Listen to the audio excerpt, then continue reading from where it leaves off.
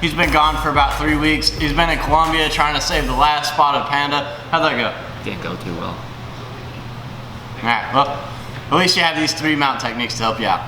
So the first mount technique we're gonna look at, when I get to the mount, if I can, I always want my elbows to be on the mat. This stops a person from going up high, put me in arm bars, stuff like that, singling out my arms.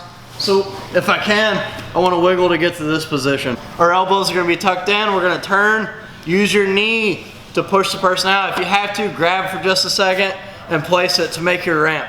Once we get here, it should be pretty easy to bring your bottom knee through and push like this. You want to try to bring it to your chest. As soon as we get here, you got to decide if you're going in deep on the legs or I'm pushing away to try to get to my guard. It's important that I keep my shoulders to the mat. If I do this, I turn, he's going to take my back, choke me. So I want to try to keep my shoulders on the mat as much as possible. You can turn just a little bit, but you don't want to give enough space for the person to bring their knee up behind your head. So I'm here, once I get to the position, I push through, and now I'm gonna turn right to the half guard, get my underhook, or I'll go out long and right into my knee shield.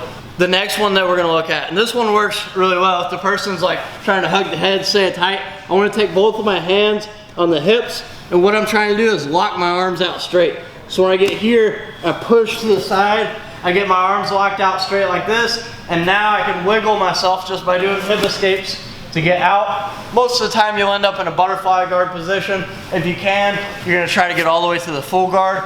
Most of the time you'll end up in that butterfly though. So we get here, my elbows come in, and it might take a little bit of wiggling. So when I get here, as soon as I get my arms locked out straight, I'm in a good position. If my elbows are bent at all, he's gonna be able to drive back down, overpower me. So I wanna bridge and lock my arms out. And I wanna push to the side. Now, once we get right here, he's gonna be trying to drive back in. So I gotta wiggle, wiggle, wiggle until I get here, and now I'll start to attack again. Now, the last escape here, this is probably my favorite escape. If you've seen my other video with the side control escapes, it's pretty much the same thing. What I'm trying to do is catch the person's arm with my neck, and here, this one is just gonna cup on the bicep. So we'll go this way, I go here, I'm gonna do a big bridge. When I do this, I have to watch out for the person armbar me. So I really have to make sure I control and I bridge up. Now if Rob's trying to move his hips, I'm laying over top of his leg. He might try to go for that armbar. I keep walking, I stay tight until I come up into the guard. You just have to be careful, like I said, of the person sneaking their head out to get that armbar.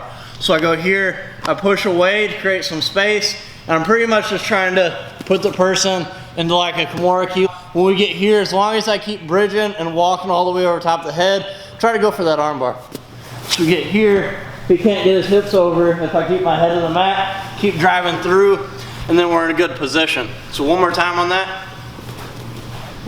As soon as you see your opportunity, maybe we're like this, I create a little bit of space, I push, my head goes out wide, and I trap. We go here. Now, I'm catching, I gotta watch out for that top leg, so I keep walking, walking, walking, keep my body tight, and then I end up into the closed guard. So if y'all like this video, leave a like, comment down below. We'll see you next time. No liabilities.